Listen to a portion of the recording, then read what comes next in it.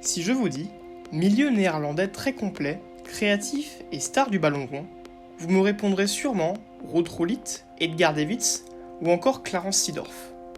Ces trois joueurs, au-delà de leur qualité technique rarissime, partagent un point commun. Ils sont originaires du Suriname. Nous allons voir comment un petit pays d'Amérique du Sud influence le football néerlandais.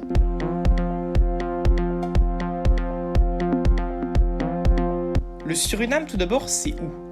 Entre Guyana et la Guyane française se situe le Suriname, 520 000 habitants pour 163 270 km². C'est le pays le moins densément peuplé du continent.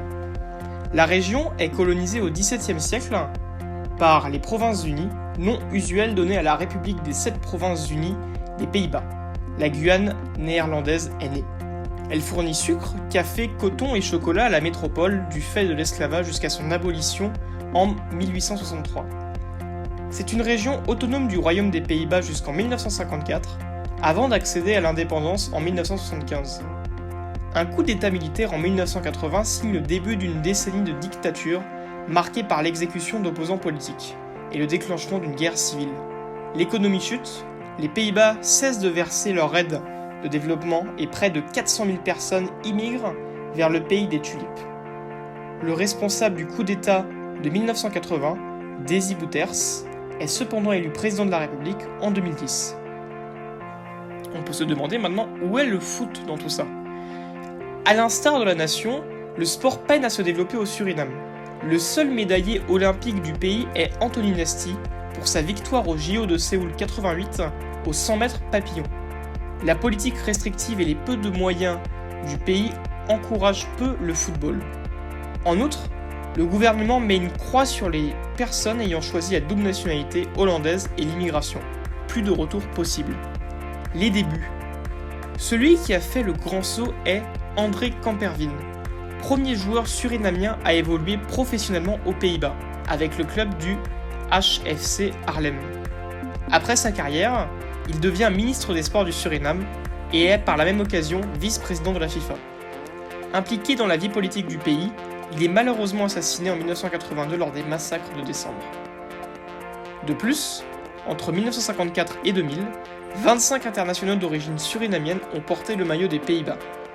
Le pionnier s'appelle Humphrey Mijnals, qui signe à Utrecht en 1956. Il ne porte que 3 fois le maillot orange, mais 45 fois celui de son pays natal. C'est à ce jour le seul joueur ayant joué pour les deux pays. La suite s'intitule Gullit et Rijkaard. Le triomphe. Ces deux derniers mettront à l'honneur l'ancienne Guyane néerlandaise au profit de leur victoire à l'Euro 1988, avec la sélection hollandaise. 10 ans après ce succès, à la Coupe du Monde en France, 30% de l'équipe hollandaise est d'origine surinamienne, alors que le Bureau central des statistiques indique que cette communauté représente seulement 1,87% de la population. Fait incroyable qui atteste l'influence des précurseurs et du Suriname sur le football. Il s'ensuit de même à l'Euro 2000, avec 6 joueurs d'origine surinamaise dans le 11 type: Bogaard, Seedorf, Davids, Reisiger, Hasselbank et Kluivert. La succession. Aujourd'hui encore, de nombreux joueurs d'origine surinamaise continuent à être sélectionnés, comme Jorginho Wijnaldum, Steven Bergwijn ou encore Virgil van Dijk.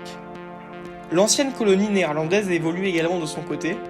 En effet, en 2019, la Fédération de football des Pays-Bas a annoncé que le Suriname avait désormais la possibilité d'aligner des footballeurs sportifs de sa diaspora pour représenter le pays lors de compétitions internationales, bien que le problème de la double nationalité persiste encore. Un projet ambitieux naît au sein de l'équipe nationale surinamaise entraînée par Zine Goré, afin de hisser la nation plus haut dans le classement FIFA, actuel 142e mondial. L'objectif est également de participer à une compétition internationale pour que la diaspora surinamaise s'étende, puisqu'elle est très importante aux Pays-Bas et en France. Quand des joueurs aux racines étrangères jouent dans l'équipe nationale, cela veut dire que l'intégration commence à se faire, déclare l'animateur de radio Humberto Tan. Les Pays-Bas se trouvent désormais confrontés à un nouveau défi, intégrer la dernière vague d'immigration en provenance du Maroc. La langue et la culture sont différentes, contrairement au Suriname. Cela prendra donc un peu plus de temps, estime Tan. Over.